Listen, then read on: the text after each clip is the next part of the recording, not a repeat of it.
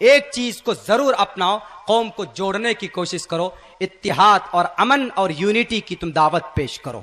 इस वक्त बातिल ताकतों का मुकाबले का एक ही रास्ता है, वो है इत्तिहाद और यूनिटी।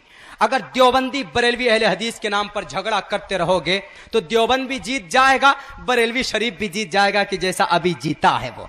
तुम लड़ते रह जाओगे, तुम देवबंदी, तुम काफिर, तुम मुशरिक, तुम अहले हदीस के झगड़े में पड़कर रह जाओगे।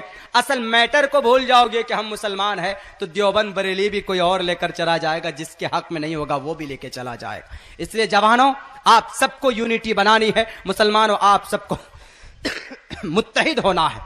Divided we fall, united we strength, divided we fall. जब हम मुत्तहिद होते हैं तो एक मजबूत ताकत बन जाते हैं, जब हम डिवाइड हो जाते हैं तो आपको कोई भी लेके चला जाएगा।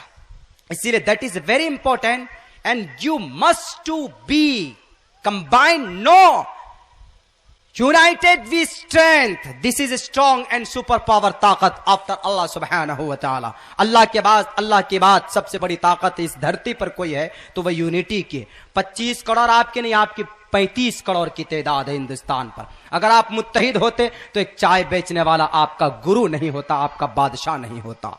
अगर आप सबके सब मुत्तहिद होते, लेकिन नहीं जनाब, जाकिर नाइक पकड़ा गया तो हमारे बरेलवी भाई मिठाई बांटते हैं, बरेलवी भाई को कुछ होता है तो फना भाई साहब कुछ और कहते हैं, अच्छा हुआ कि मरा वो। अगर ऐसे करोगे तो इन जालिमों के मुंह फाड़े हुए खड़े हैं ये, मुसलमानों का गोश्त आपकी हड्डियां चबाने के लिए खड़े हैं ये नहीं देखेंगे इनके तोप से जो गोला निकलेगा, वो नहीं पूछेगा कि तुम्हारा सीना देवबंदी का है कि बरेलवी का है, वो तो ये पूछ कर घुसेगा कि तुम मुसलमान हो कि नहीं हो।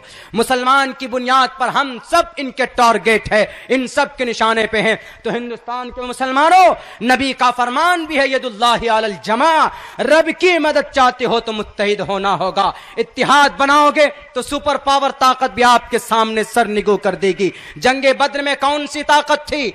1000 लश्कर जर्रार के सामने 313 ने सुपर पावर ताकत के नाक में नकेल डाल दिया था। वो कौन सी ताकत थी? इत्तिहाद की ताकत थी, यूनिटी।